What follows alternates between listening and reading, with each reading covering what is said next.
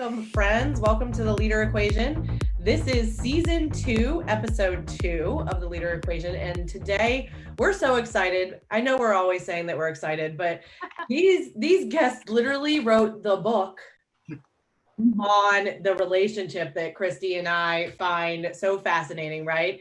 And what we talk about every single week in the Leader Equation. And so we've got Adam Hergenrother and Hallie Warner today. They're with the Adam Hergenrother companies, and they are also the authors of, again, this book, which is fabulous. And if you haven't picked it up and you haven't read it yet, you need to. And if you're my coaching client, you've already read it.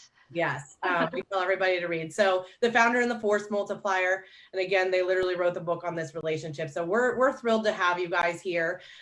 If you're just joining us for the first time, I'm Lindsay Soprani. I'm the CEO of Soprani Consulting. We're the top recruiting and consulting firm in the country for all things real estate. And I'm here with my lovely co-host, Christy Bell Grossman, CEO of Ops Boss Coaching, the ultimate resource for training and coaching for real estate ops bosses.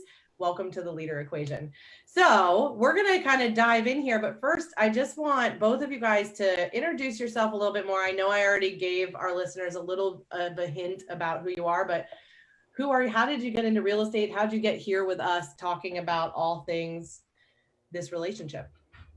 Well, that's a little different than how you phrased it in the intro question for me. But I also just want to thank you, both you ladies. Hallie and I both know how difficult it is and how much time it takes to put these segments on versus just the hour that you're live with somebody and the value that you guys bring into your audience. So thank you for what you ladies are doing. That's pretty awesome, special for that. Well, I'm Adam Hergenrother. I mean, and frankly, I got into real estate mainly because I didn't want anybody to ever put a limit on my thinking. I wanted to be freedom. I wanted freedom. Which is relative freedom, but I wanted to be able to grow an organization the way I wanted to grow it. I didn't really want anybody to get in my way, and real estate happened to be the conduit for me for that. And we find ourselves here today. And how long ago was that, Adam? I got in mid 2006, which was a phenomenal time to get in, and everybody around me basically thought I was crazy that I was getting into real estate when everything was dropping, particularly in Vermont, where we started getting hit there and it was just going downhill. Even my parents loved me, but they were like, hey, Adam, you know what you're doing? Like, you sure? At the time I was making like $51,000 a year. I had a secretary, like an actual secretary. So it was kind of interesting. Like, that's what we called her, like not even a force multiplier. So I had a secretary and then I had my own office, and you gotta imagine this is 2 years out of college. So I'm like, this is awesome. Like, I get to kind of write my own schedule. I get to do these things. And I'm like, I'm out. And people are like, what is wrong with you? You're going into real estate. And I really wanted to prove to everybody that by surrounding myself with much more intelligent individuals like you three than myself, that anything was really possible. And that's ultimately have been the kind of bread and butter of our organization, our business, is just putting people that are just so much better looking, better financially, everything better around me. They go and grow everything for it. I can see why you're in sales, Adam. I know. And Hallie, you have them so very well trained. This is awesome. So Hallie, tell us your role, and kind of your role, how it's evolved, and also give us the overlook of the whole company. Okay, sure, yeah, because I know Adam never likes to talk about that. So I'm Hallie. I'm the chief of staff at Adam Hergenrother Companies. I've been, I originally started when it was just Adam's real estate team in 2010. He did actually just open a Keller Williams brokerage as well, although I had no involvement in that. I was just hired as a listing assistant on the team. I did that for about, maybe 3 months, when Adam called us into his office, me and the new executive assistant who got promoted, into his office and said, I think you two are in the wrong seat. And that was an interesting conversation. I'm glad it went the way it did. She actually went back to being the listing assistant, which she loved. She was amazing at client care, really great with kind of the systems and working closely with our clients and our agents. I became Adam's executive assistant about 3 months after joining the team. Did that on the team for a year or so before we started our first expansion team in 2011. And then started kind of running that a little bit, hybrid on the team, doing a little bit of ops here and there. Then replaced myself in that position. And then in 2012, we started the construction company. And then in, I think, between 2013 and like 2016, I think there were like, maybe 4 different companies and different iterations of various entities, but then some dissolved, some merged into other other companies. And now we have really, like, depends on who I'm talking to and what I'm talking about, between like 5 and 7 core companies that are part of the Adam Hergenrother Companies umbrella at this point. About 5 or 6 years ago is when I started to hire another executive assistant. So I did a hybrid EA chief of staff role for a little while, specific to Adam and the companies. I'd already replaced myself in terms of the real estate team and that sort of thing. And then really for the past 5 years, I've been in the chief of staff role. Awesome. So we'll dive more into that.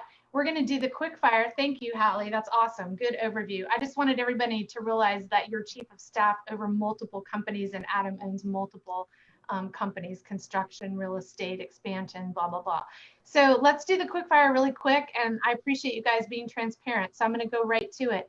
Adam, what was your year 1 profit when you first got into real estate? Is less than 100 grand. It was probably more like 76, 77,000 or so, somewhere right around there. And your projected year profit this year will be? Well, I hate projections because they're just built on assumptions. I'll tell you, through August, we're over $3 million net. And so hopefully we're pushing beyond that, but total for all of our organizations, we're a little over 3 million. Right awesome. So I want everybody listening. To me, that's credibility right there. He's talking about production. He's talking about what he's done. 3 million during COVID. That's awesome. That's net. I know this is quick fire. I just want to say something about money because it's such a weird thing. It's as much, whether I'm making 50,000, 70,000 or 5 million, I don't feel any different. And I think if anybody out there, it's fine to use it for building credibility. But if people are out there trying to use money to gain some sort of pleasure or seek some of enjoyment from it, Bill Gates walking into his $50 million home does not feel any different than you walking into your home. And so I just want people, fine, let's go after. I'd much rather have money than not have money. But just when we're always, it's like money's taboo, and it's not. It's just a decimal place in there. And some people are in industries that can make a lot of money, some people aren't. And it's not really the value that you bring to the world. Because some people can be a teacher, and I'm looking at them and I'm figuring out how to sponsor teachers because they bring so much value right now. So just be aware that it's fine to talk about money. It's great to bring it up and it builds some credibility. But at the end of the day, if you're seeking money to change who you are, you're doing it for the wrong reasons. Thank you for saying that. Super, super important. I totally 100% agree. And we're talking about building businesses. So I want to make sure people know that you know what you're talking about in terms of building businesses. Yeah, how many people did you lead year 1, and how many people do you lead across your industries now? Well, I think in year 1, I'm not even sure I was actually leading myself. I don't know what that looked like, but it was just a mess. But really quickly, probably by the end of the first year, there was probably 3 or 4 people on the team. I hired people in the first 60 to 70 days when teams really didn't exist, by the way, in real estate. It was just, I was just very inherently lazy when it comes to anything else somebody else can do. When it comes to something for me that nobody else can do, I'm laser focused on it. But if there's anything else that somebody else can do, I inherently try to push that off to somebody else and give them their opportunity. And now, I don't know, with independent contractors and our market centers, I mean, we're probably over 600 people now from all that. So awesome. And we're going to dive into your leadership growth in just a second. Book that impacted you the most. Hallie, do you want to take that one? Yeah, Untamed. Untamed by Brene Brown? No, Glennon Doyle. Oh, Glennon Doyle, that's right. Yeah, she was actually near me. Oh, awesome. That's awesome. Adam, what about you? So many, right? Yeah. What about the most recent one? I wrote one down for you. I have 4 or 5 that I could say. Just give me one. It's just an important thing. I would still have to go back to the one Hallie wrote down and kind of prepping for this would be The Untethered Soul by Michael Singer. It was just, it put me on a completely different trajectory, and it's been pretty amazing to be on that path. So I think that one would probably be it. Awesome. And then 2 more questions. Number of streams of income. Hallie, how many streams of income do you have? I have 5 and working to have 7 by the end of the year. Okay. And Adam? I don't even know. I kind of guessed for you, honestly. I was like 11, 12. Okay. It's got to be more than that. And then superpower. Adam, what is Hallie's superpower? It's a superpower. It's also an annoying power, but it's wonderful because it really helps push our organization forward, which is Hallie has such an incredible ability to cut through like a laser and pull out the really tough questions out of people that are necessary in order to move our organization forwards. And our organization wouldn't be where it is today without her being able to do that. I love that. What he means is I ask him a lot of very annoying questions all the time. But really important questions to get down to the meat of it. Well, you know why they're annoying? It's because nobody likes to have their thinking challenged. And Hallie does a really good job of, that's why I say cut through like a laser. She doesn't surface level conversation, her and I. It's about really deep conversations, questioning the direction or the clarity or the vision that I'm bringing. And I don't really want anybody to do that. It's not fun, but at the same time, we need people to do that. So the minute you stop and recognize this is actually an asset, you can get out of your own ego and allow those questions to come in, and it just further enhances the organization. That was probably a golden nugget I hope everybody wrote down right now to get out of your ego. That was super important. Hallie, what's his superpower? Yeah, it's vision and being able to see so much further ahead into the future than anybody else, which is probably why I ask so many questions, because I need to understand really what that vision is. But that is absolutely what he knows, exactly where we're going, and it is so crystal clear. And then it's just getting everyone else to come along with him.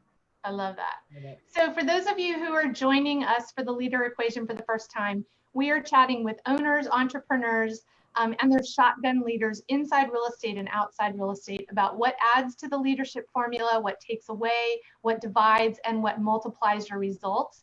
And now we're going to dive into the good stuff. I'm so excited, you guys, to have you on.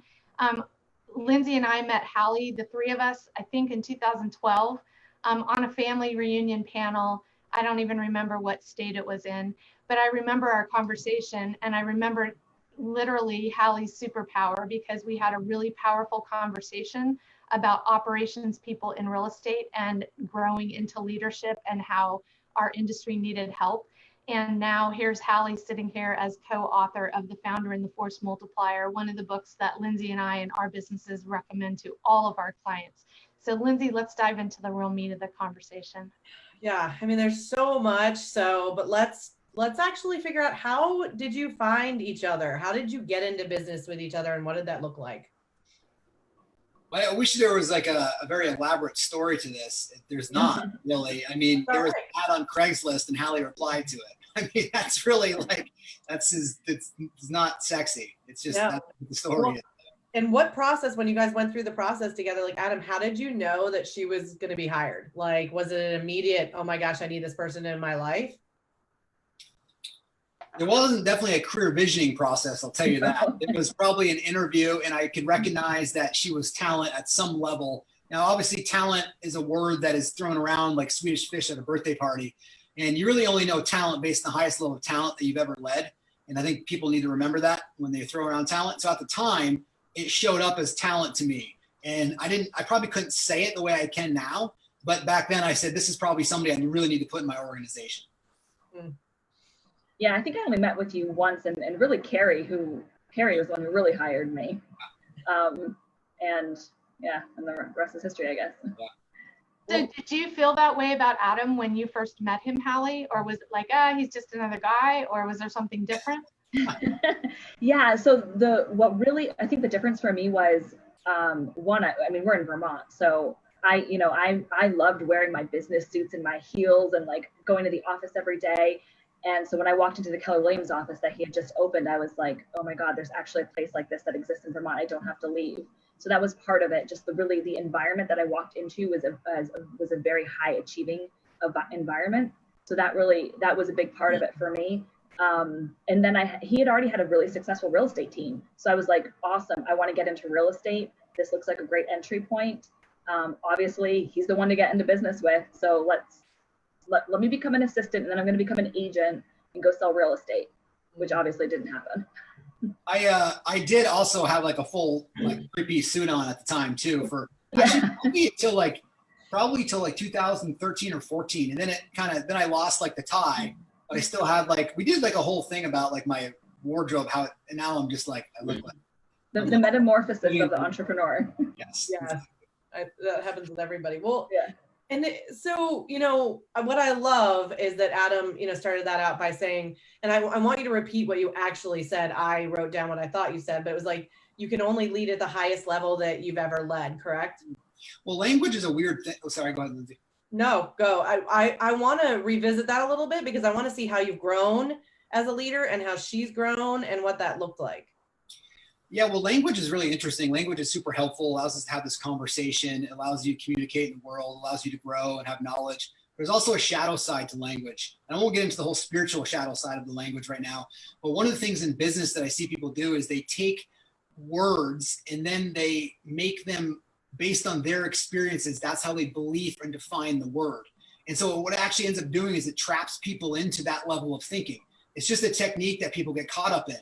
And so when they say talent and somebody says, yeah, I've got talent, they're thinking they have talent because somebody else said they have talent. And somebody else is getting results over there. So now the shadow side is, instead of actually going out there and being curious about what talent and what could possibly be a larger talent, you ingest somebody else's answer because it's safer and it's easier for you to do that. And so you end up with a level of talent that's accustomed to the highest level of talent that you have ever personally led.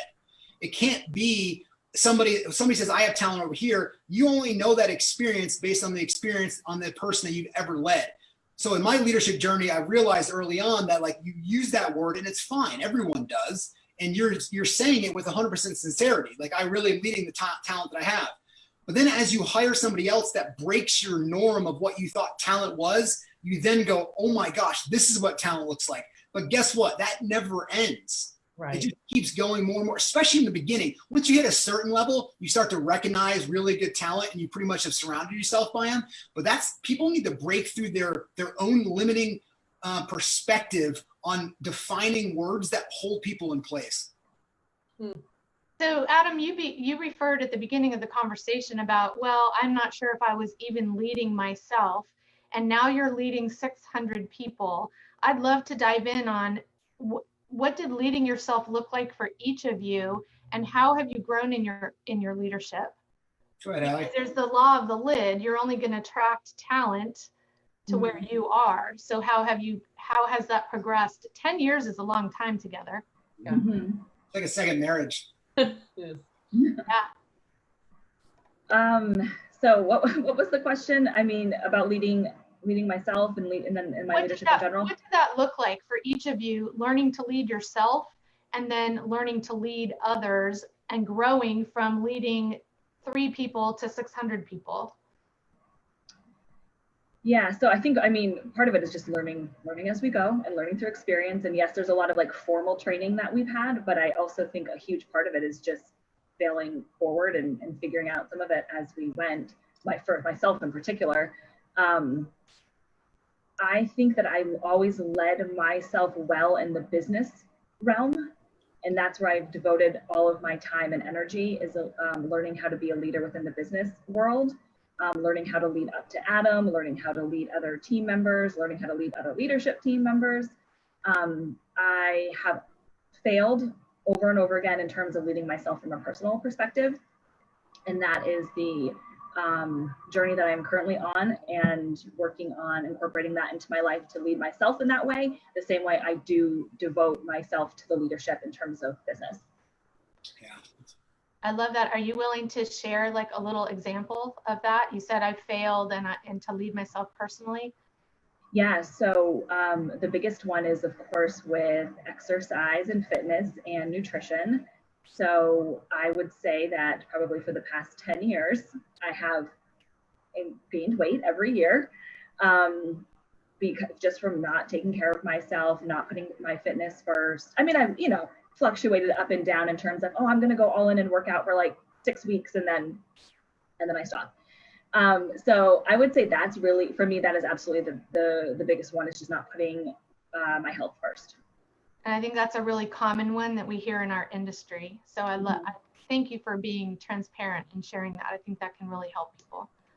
Adam, tell us a little bit about your leadership journey.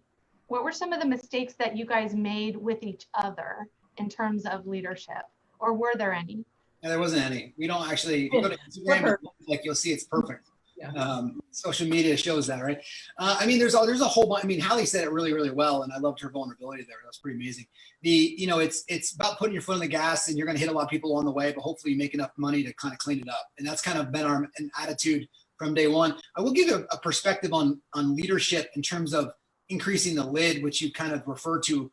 I like to think of it as a leader, whether you're leading a pod, whether you're leading a group of agents, whether you're leading yourself, whether you're leading as an employee, leading other employees, or whether you're leading an organization, the actual path to leadership doesn't really change. And what it is you have to be able to see beyond where everybody else is. And what I mean, let me just unpack that for people. What that is basically you are creating this vortex of through thinking that automatically pulls people into this pathway that's an easier pathway to walk.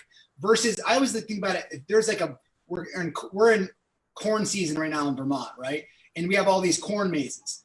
And so the image I always get from this, you imagine like 8-foot high corn everywhere, and everyone's trying to build a business by walking through the corn, and you can't see anybody 3 feet in there.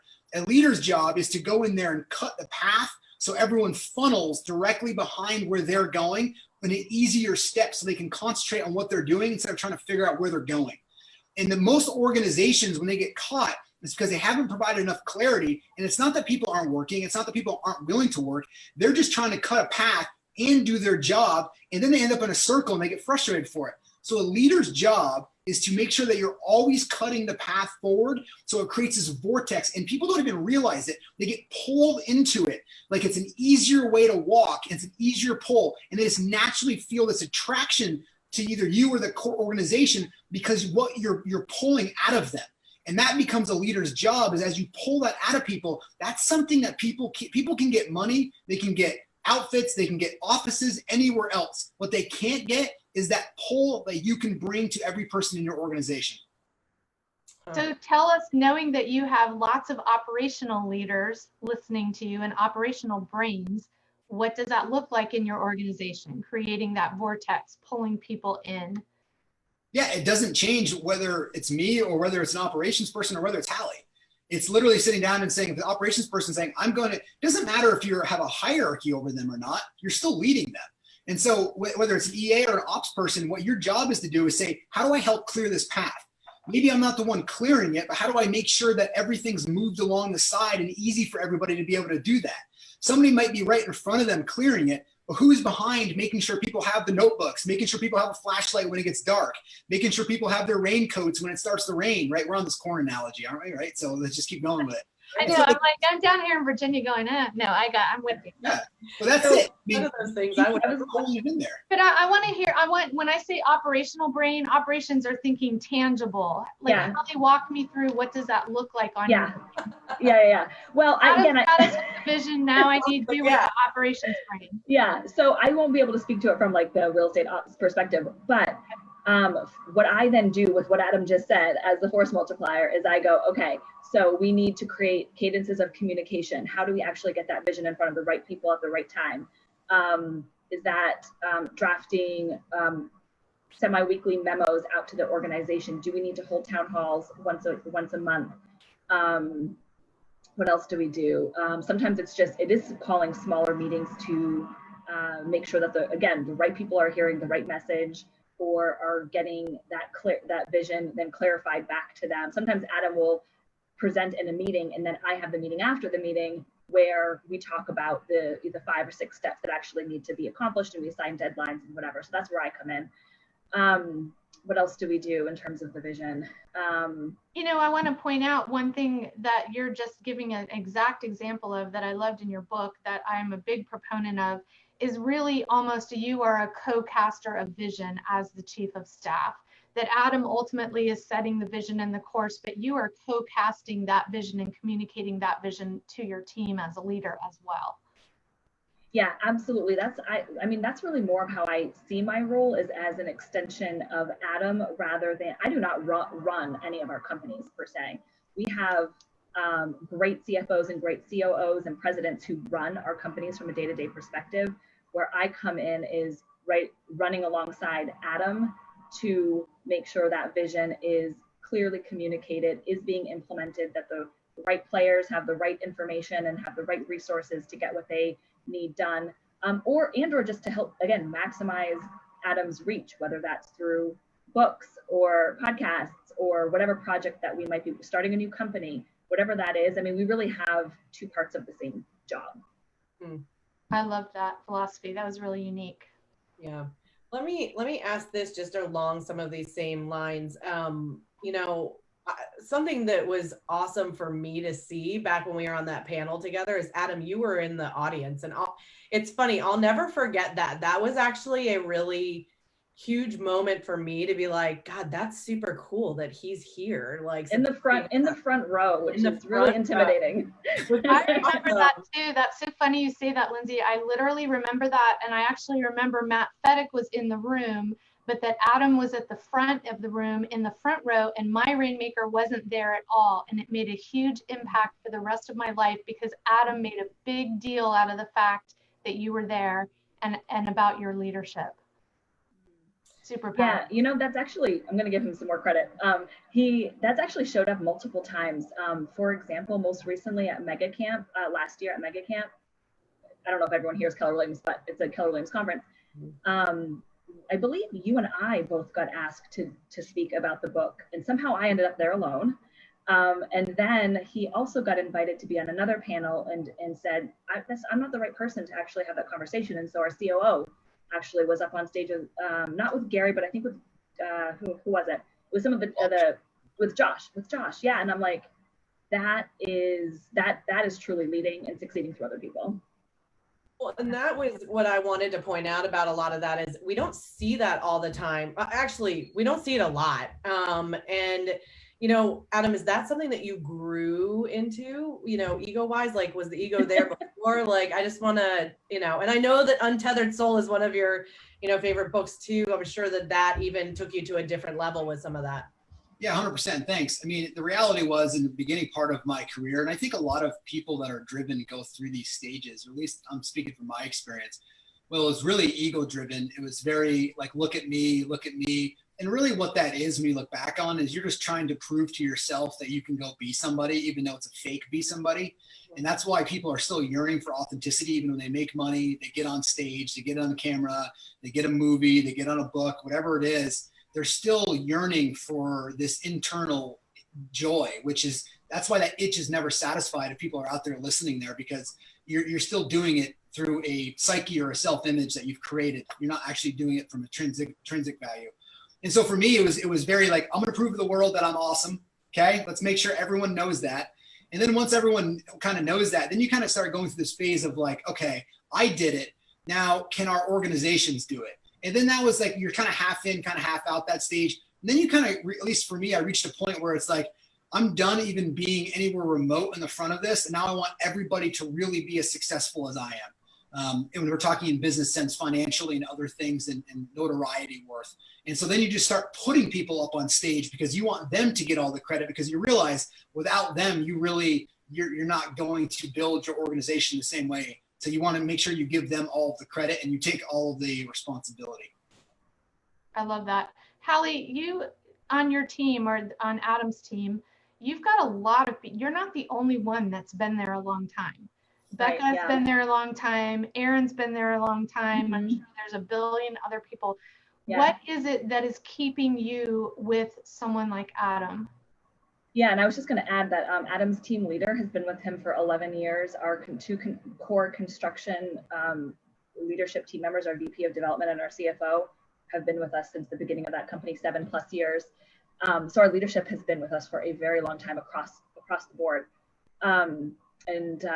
So I think there's a lot of, I mean, for me, it's the vision, definitely the vision and the growth and the interesting projects and challenges that I get to work on all the time.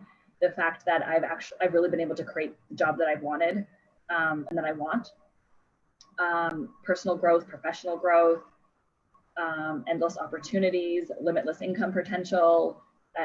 All of those things are part of why I'm still here. So I want to add one thing because often that answer comes the same. People say vision. And I want the entrepreneurs listening to know that that means not just casting the vision, but that the vision is actually actualized. You've been with Adam 10 years. What was the vision in the beginning that attracted you, and then how did that develop? I think the vision in the beginning, if I was, let's be the #1 team in Vermont, right? I mean, like that's probably as big as it was. And then we hit that. And then it was, some of it was like that sort of stuff over the years. And for me now, I mean, I don't even know if I could articulate the vision perfectly. Adam can do a much better a job at that than I can. But we're really, I feel like it depends on which company you're talking about. Each company has a slightly different vision, but kind of the overall arching vision is that we really believe in this message of personal growth in our work, and that we can show up as a whole person at work, and that we are in alignment in the work that we do, and that the work is an expression of who we are. And so that is a thread throughout everything that we do. And we're purposeful about bringing people on who believe in that message as well. And then as Adam has the podcast and all the coaching and training that we do, and the messages that we send out to internally to our team, I mean, that's what we've all really rallied around, that we all are achieving our own personal growth and financial growth and professional growth, but that we just get to kind of show up at work and do these really cool things and grow and get paid for it. That's why I'm here. That's the vision I'm attracted to. I love that. Well, you know what? I think I just want to pay tribute to you guys with that. You're one of the very few businesses and multiple businesses where we're on the outside. We can look in and I know exactly what your vision is because I can see all of the people in your organization living it. They're not just speaking about it. So thank you for sharing that. I just wanted to dig in a little bit. Yeah. Well, and Adam, walk us through really quickly, with regard to the vision. I'm sure, I mean, obviously it's changed numerous times, but did you always have the ultimate vision? Like, did you really have an idea of where you were going and what you were building, or has it continued to morph as you brought more amazing souls into your life? Not at all. I mean, I think that in the beginning, I had no idea where I was going to go. I actually remember when I left my job, I said, if I could just have some freedom and make the same amount of money that I'm making, I'd be perfectly happy. Yep. And that's why I go back to money. Is this is really cool thing. And it definitely makes your life easier, but it's not going to make you happy. And I found that out the hard way. And I talk a lot about that. But I mean, the reality is every time you expand that vortex that I referred to earlier, or you expand your own level of thinking, what you get on personally for somebody like me is I just get on. I love to be able to break through some sort of perceived limit that's within me. And then that naturally just pulls everybody else with you. I'm not even really doing it for anybody else. I'm being real. I mean, people can say they're doing it, but really what drives somebody to keep making themselves better every single day is to make themselves better. Now, there's a byproduct that that you're going to bring everybody else with you. But if I were lost everybody and my organizations went bankrupt, I would still be the same person doing the same thing, growing myself. Yeah. And I just love the fact that I get to do it with a whole bunch of other people. And I also believe it's a little bit of not only a privilege, but a respect to people in our organization that I need to absolutely grow, whether that's doing an Ironman or whether that's going inward or whether that's, learning a new tactic that we have to employ in our organization, because that's my job, is to make sure that I am the one going through and breaking the ice to make it easier for everybody else. I love that. You're walking your talk. So, well, this is something that a lot of people ask me ahead of time. And so you guys, we have a question on here that we normally ask, hey, did you ever almost end your business relationship? You guys did end your business relationship. So what happened? Walk us through. Hallie ended the business relationship. Let's be clear. Yes, it was me. What happened and how did we get back on track? I mean, there's a lot to cover there, obviously. Yeah. So it was just about 3 years ago. I think we had a conversation like in November and like early November, 3 years ago. And then, it was of course a very long transition because I mean, how else was it going to be but a long transition? And I think I left officially on December 31st at the end of whatever year that was, 2017, I think. I mean, hindsight is 2020, right? I can tell you almost exactly what happened now. When I was in it, I had no idea what was going on. I knew that I just knew something in my life had to change. And because the biggest piece of my life was work, that felt like the place where I could make a change and it would impact me for the better. Turns out that wasn't the case. But now looking back, I know that I needed to communicate better. So I do think that we've worked a lot on our communication and me speaking up and being not saying I can handle everything all of the time, although I still have to be reminded of that from time to time. but in general, just having a lot better communication and being more open and vulnerable with Adam specifically, and not having to be this super woman all the time, even though I know that I'm not, but I like to think that I am sometimes. And then I think I also needed a break. If I had just had maybe 2 to 3 weeks off where I just had no demands coming at me, I would have been good. Again, didn't know that. But about 3 or 4 weeks after I did leave, that's when I texted Adam and was like, so can we have a conversation? Because I miss work. I'm bored. I don't know. I said something like that. I can't remember. And he said, yes. And I remember he purposefully did like 2 days late. I knew what your calendar was. You have the same calendar. So I knew you were free, but you said, let's meet like on Thursday or something like that. And then we did, and we talked for it was like 2 or 3 hours, and what would it look like to come back to the organization? What is this job you had before the right fit? Is a different opportunity the right fit? We just kind of talked through it, and then I came back on like February 2nd or something like that. So Hallie, I know that there's a million people that will hear this podcast that are sitting in your shoes. I'm literally tearing up hearing you talk about this because I've lived it too. They're miserable, they're burnt out, they don't know how to say no, all of those things. Maybe those weren't your things, but I think there's some overlap. Some of it, yeah, sure. What would your advice be to them if they're sitting in that right now? And then Adam, I would love to know your advice to their rainmakers, to their entrepreneurs. Yeah, I think that, it was years and years of not taking care of myself, or when I did have a vacation, and this was absolutely nothing from Adam. This was a completely self-imposed, years of even taking vacations and not actually stopping working. Like, I would go on vacation and I would work nonstop throughout it. Nobody's fault but my own, because I needed that. I needed the high. I needed the high of work. So one is making sure you do have some space in your person. And I hate that we're using that word boundaries. I really do. But it is making sure you are checking in with yourself and understanding what it is that you need. Like Adam and I've talked about this before. I don't need necessarily 2-3 weeks at a time off. I just need like one day every once in a while where I could just kind of just be, and I'd be fine. But after 5 or 6 years of not having any of that, there was a breaking point. And then the other thing I would say is, if you're at all having the feelings of you don't know how to say no, you feel overwhelmed, overworked, you probably need 2 more staff members, but instead you just keep doing it because you don't want to ask for those 2 additional staff members and seem like you can't handle your job. You just have to have I know it sounds so silly, but you have to have the conversation and be okay with whatever that outcome is going to be. If I had been okay with whatever the conversation was, I would have had that conversation so much sooner, but I was so afraid that I would get fired or like let go if I couldn't perform to my own standards, that I just didn't have the conversation because I was scared. I love what you just said. I was scared that if I couldn't perform to my own standards, I would let go. And I loved that you owned that. And I want all of our listeners to hear that. Sorry, I'm literally getting chills down my back.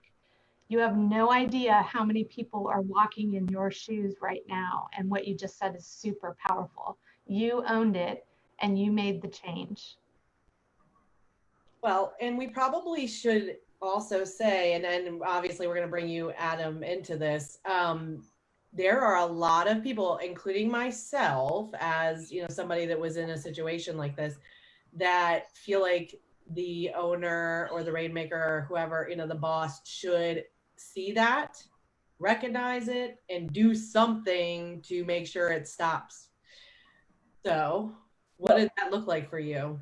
I'm going to let Adam answer, but I got to just say that, like, yeah, if I don't know about you guys, but I'm a good liar. I don't know how to say it other than that, but you know what I mean? Like, how would he have known? Yes. Right. I mean, maybe there's some things you noticed. I'm not going to take that away from you if you notice things, but everything was fine, right? I was doing my job and the performance wasn't slipping. Like, things were great. So that is, again, on us, right? From how are they supposed to notice? And we've actually dealt with that with some other staff members, and that I've led, where I'm like, I can pay as much attention as possible, but if they're not saying anything, I just don't know. Yep. So anyway, go ahead. Adam, give us your perspective on this whole, Hallie comes to you and I don't know if I'm going to leave. And then she came back. I think there's a couple things to unpack. I think there's a piece of advice that I give anybody that's sitting there from an operations perspective thinking this way. The first thing is to never deny your feelings. I think a lot of people try to put a tough guy hat on and work through it. And then you end up just suppressing your feeling instead of actually experiencing the feeling. And so there's the first step into doing this is to really allow the experience to come through you. Meaning, it sounds very Zen. Really what it is, if you're feeling like you're overworked, sit with the actual feeling of feeling overworked. Don't push it down.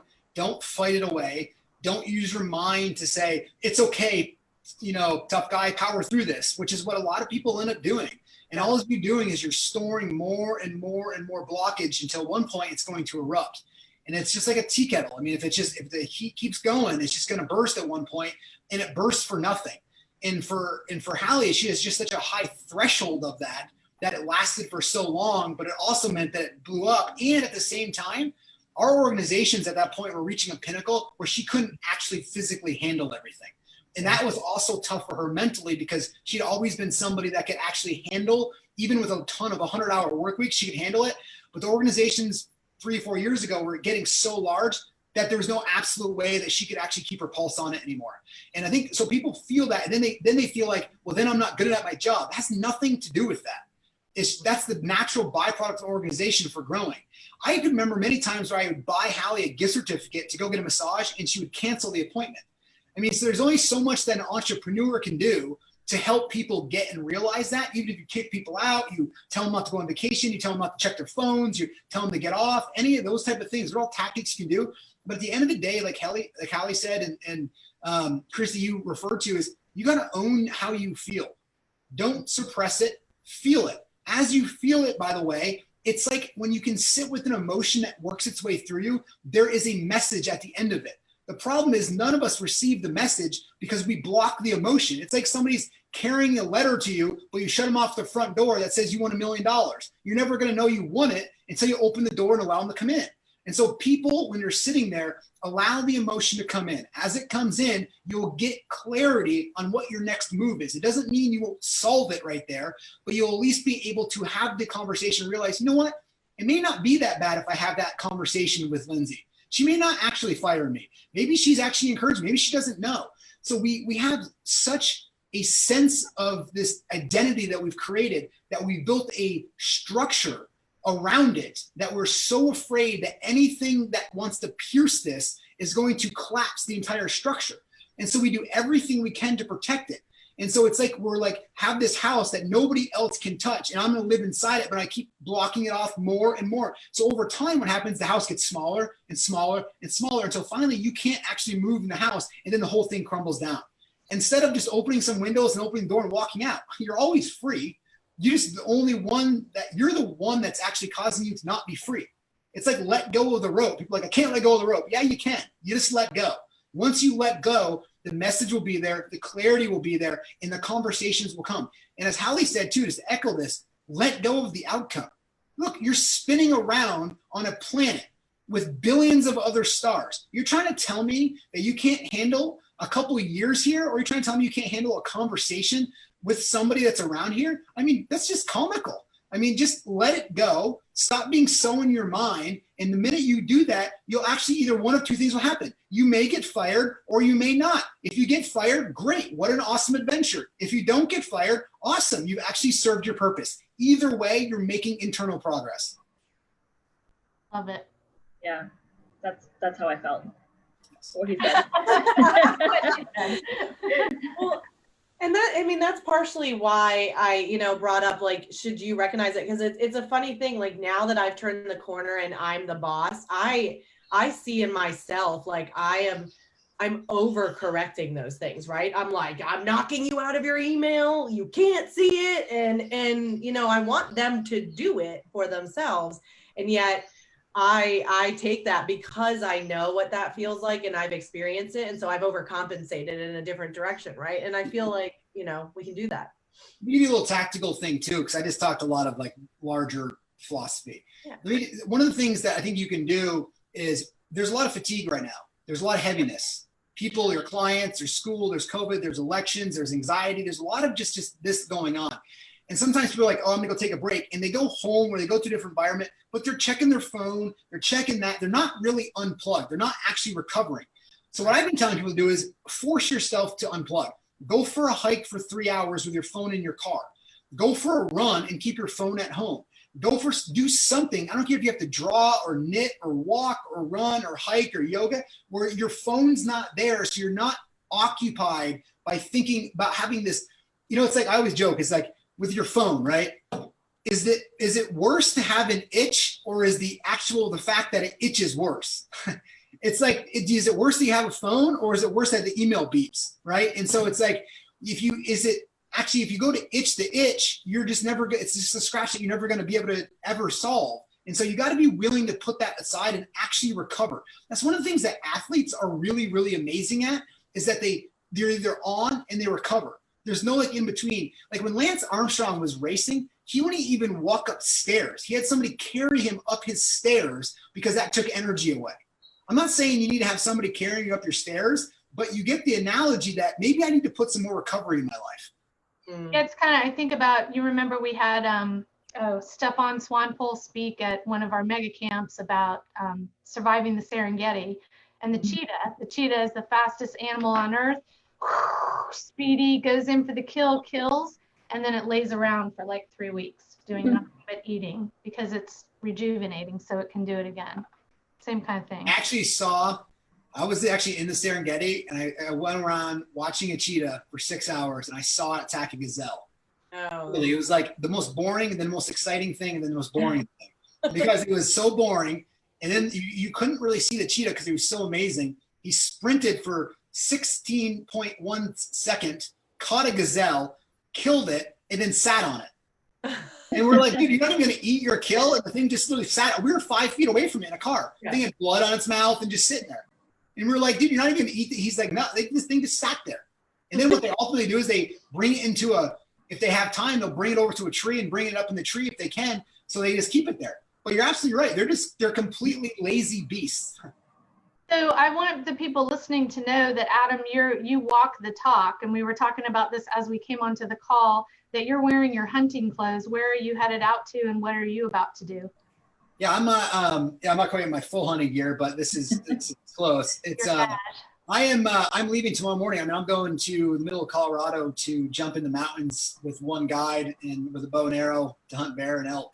And I don't really care if I get anything. It's really not about that. It's just about being in the middle of nature, you know, in the middle of rut for elk, which is bugling and just sitting out there and not having anybody else around me, just to have clarity and think. And I think they're really, really important. And for me, it's tough for me to, I always consider my body to be like a blue collar body where it needs to be worked. And so I actually do my best thinking for just the nature of my body when it's actually moving. Some people do it better when they're sitting. For me, it's like I'm always in motion. If I'm in motion, I can do better thinking.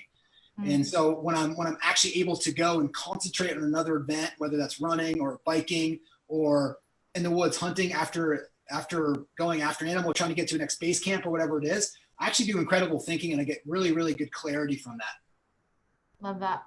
But let me pause there for a second. Yeah. It's not about these weak clarity things. Those are awesome and they're really important.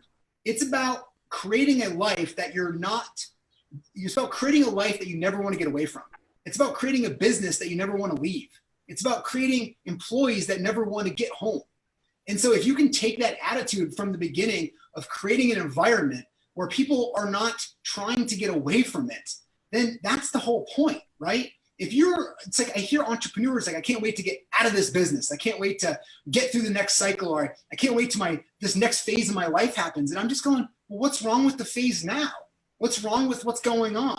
What's wrong with the moment? Why don't you celebrate the moment? You don't even know, because then all they do is they get to that next moment and they're trying to celebrate the next one after that. You actually never even have a direct experience with life. You're living some futuristic event in your mind that you've just so perfectly articulated with these images and thoughts that you've put together in a collage, and that's all you're living. you're missing the entire experience of life in the moment now, whether that's anger or frustration or joy or love or happiness. So it's not just about being in the moment. It's about actually having a direct experience of life. And that's when you'll open up to having clarity. And then it makes you an incredible business person. It makes you an incredible, partner financially. It makes you a better, physical athlete. Just everything becomes finer and finer, and you end up succeeding at higher levels than you ever thought possible.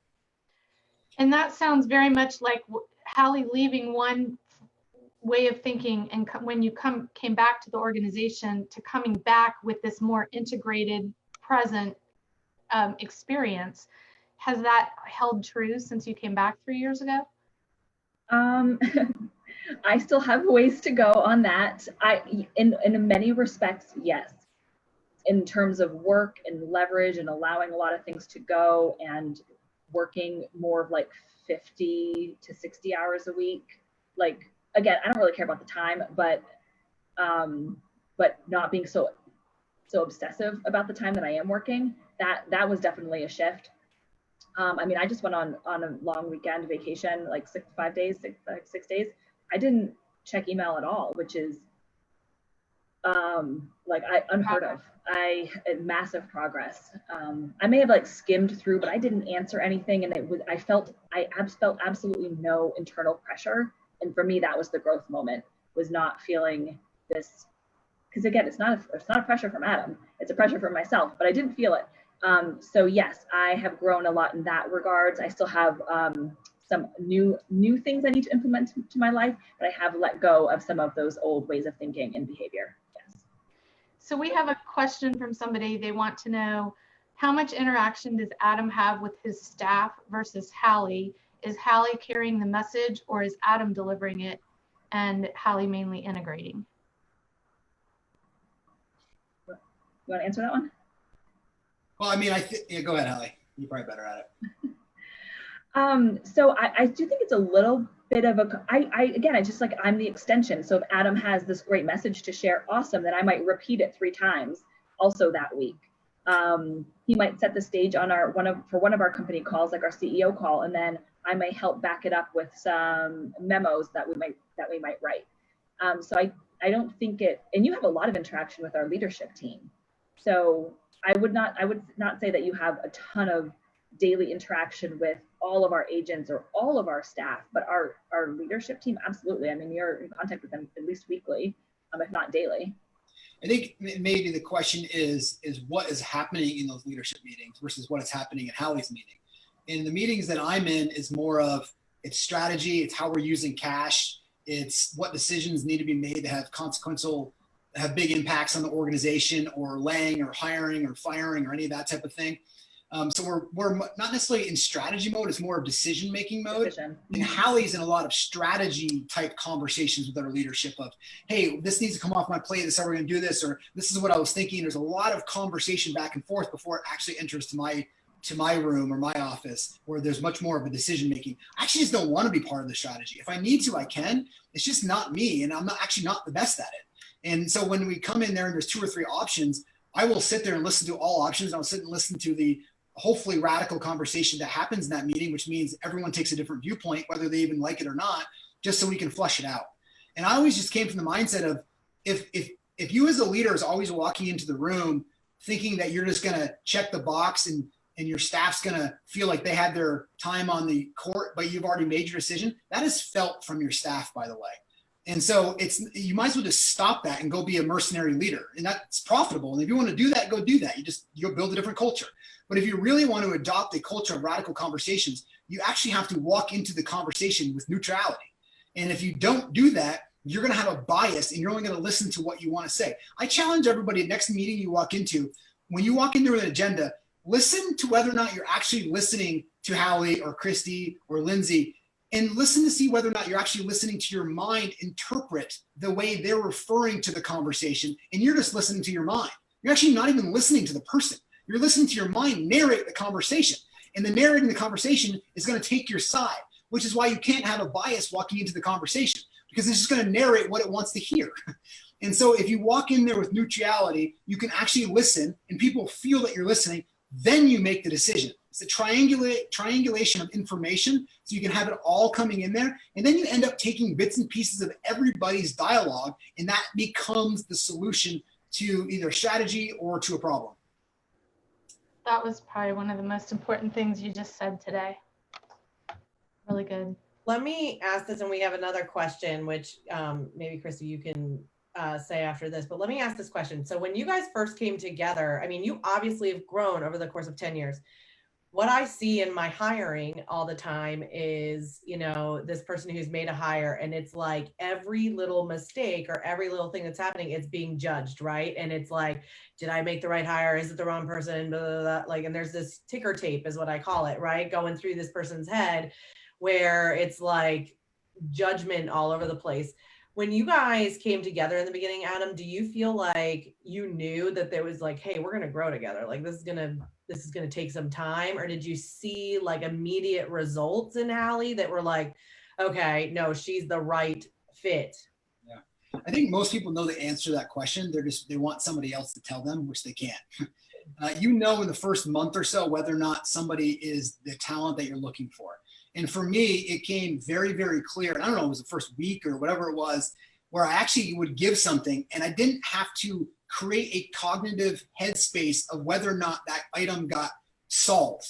It was just given and gone out of my mind. And I think that is one of the most freeing things you can have as an entrepreneur, is being able to provide a task or this needs to get done, and knowing with 100% certainty, 99.99%, right, that is going to be complete. Not only complete, but completed better than you could do it, or completed better with, you know, a better flair on it. And so that's what I noticed really early on with Hallie, was like, I was like, holy shit, I can actually give her something and she does it better. And then what I started seeing in her own progress, her own drive to be better at in her professional state, was then she started actually providing things to me before I even knew I needed them.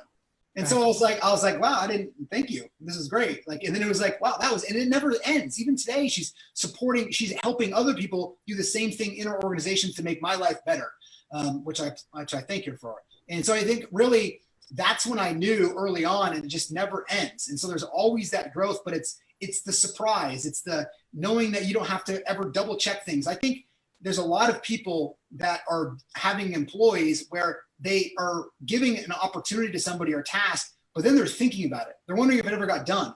And you can't be in your role if that headspace that you have is occupied thinking about something that should have been done or not. Yeah, when I teach my class, we talk about it as the clean the plate club. I always tell my people, your rainmaker has a head full of 27 squirrels. They're all going on a rave at the same time. And then when they walk in, they just want you to take it off their plate and go on to the next thing, because they're supposed to be doing the whole squirrel rave thing. So the question that came in was, my new EA started with me this week. What's the best word of advice you have for us just starting the journey together? I'm a small team of 3 buyer agents, 1 TC and 1 EA, and we're all watching you together right now. What's your one piece of advice? Well, here's what I would say. I would say that you go and you redline people, and you redline them. And I know you're listening. Hi, I'm not saying that you're not amazing. I just love to go, and anybody in our organization, when we bring them on, I want to redline them for a couple of reasons. One, I actually want to see their breaking point. And 2, I want to see how they respond. Because that's how your organization, I say it from my experience, because the question was asked to me, that may not be the way you run your organization, but the way we run our organization is that there's a lot going on. And you can't, again, with language as a shadow side, and somebody says, I can handle a lot. What does that really mean? Can you? I don't know. Like, just, and everyone always, and we've hired $150,000 salaries of these people running companies. They come into our world and they go, oh, we can handle all day long. Within a week, Hallie and I comes out with like, how this person command a salary like this? They can barely handle a fraction of what somebody in my world at 60 grand is doing. And you realize that every organization has a different nature to it, has a different rhythm to it. And for us, we want to make sure people are comfortable, not because we're trying to push them out, but because we're trying to make sure that they're going to be in for the long run and it's the right fit for them. So really, you want to be yourself. And not just you personally, the organization needs to be itself.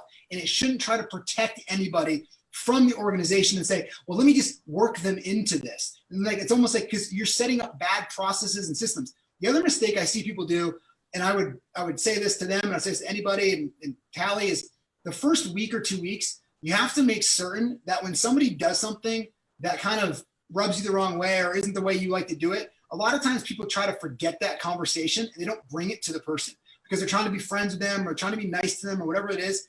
I think it's important to make a point to actually go and bring them constructive feedback in that moment when it's private, initially, as soon as it happens. Because you want to set the relationship that we have procedures. You and I can have a wonderful relationship. As we can have a loving relationship, we can have a friend relationship, whatever it is your thing is that you're doing. But you've got to set the understanding that you're running an organization as well too, and there's going to be responsibility from you. Hallie, what would you say on your side the advice would be? Brand new EA with a small team. Yeah, I feel like mine is so much more like practical and Perfect. down to it. What's that? And nice. No, because I mean I agree with everything that you said. I mean we're doing that right now. The whole easing people in is like, it is not my style and it's not our style. Like if you can't handle what we need to have handled in the first like week, then you're not doing anybody a favor by easing them in, because if you ease them in, what's going to happen 6 months from now when you're not easing them anymore? They're going to realize they're in the wrong role. Yeah. So in terms of the EA, it's such basic advice, but it was the thing for me that I think made such a huge difference, and I've been doing it for 10 years. So, which is learning as much and knowing as much as I could of the similar stuff that Adam was learning and knowing. So from what he was reading to what he was watching on TV to the articles that he read, the podcast that he subscribed to, the books that he was reading, I, as much as possible, reading emails, being on phone calls, I just needed to get inside of his head as much as possible, not just learn his thinking, but also just learn like, what is his input? Because I needed the same input in order to help produce the same output. He reads a lot more books than I do. Actually, not right now. I don't think not right now because you're not training for Ironman. So you have a ton of input. So I try to keep up with that as much as possible between like reading Morning Brew, New York Times Daily Briefing, whatever it is that you got, whatever it is for your Rainmakers doing, you just need to make sure you're doing the same. One thing I will say from a tactical piece is she mentioned this, but if you're a Rainmaker, give up your email as fast as is appropriate. Because Hallie does an amazing job. I think every morning she goes through all my sent folders, one sent folder, but she goes through the sent folder and make sure that she's just understanding what communication I had with everybody during that day. And I think it's really important for people to do that, understand that, so they understand where and what's going on, what's a priority. And also, I love to just delete things out of my inbox, especially if I just don't want to deal with it. It's just the way I roll, and so I just delete things. And so she will always come back and pull things back up in there. And on Monday, she goes, "I know you deleted these 3 emails, but we need to get back to these people. So what would you like to do?" That's awesome. I do read the inbox, the sent, and the trash folder every day. It's not just sent, but it's so important. That's how I've kept, for the most part, as much as possible, up to speed on everything that's happening without Adam having to debrief me every single time he has communication. Yeah. I love that. Knowing the priorities, I think, is one of the biggest challenges for a new EA, and one of the biggest opportunities for the Rainmaker is to teach the person, and it's not priorities plural, it's priority, then next priority, then next priority. That's the hardest part for a new person. So I think the entrepreneur, if they can help teach that takes you really far. And I know Lindsay's going to wrap up, so we want to respect your time. Yes, we're so thankful for you guys, and we're over the hour, so we do want to respect your time. Thank you so much for spending time with us. And if people need to reach out to you and get a hold of you, how do they do that? They can just email me. I'll drop my contact information in the comments, but it's just Hallie@AdamHergenrother.com. Awesome. Yes. And then they can get to Adam through that. So yes. Thank you so much, you guys. Adam, thank you for your time, and enjoy your time away. You guys are awesome. Thanks for Thank you guys for being with us. Great. Thank you both so much. You guys buy the book. We'll post a link in the comments for that too. Yes. Thank you. Bye, guys. Bye. Bye.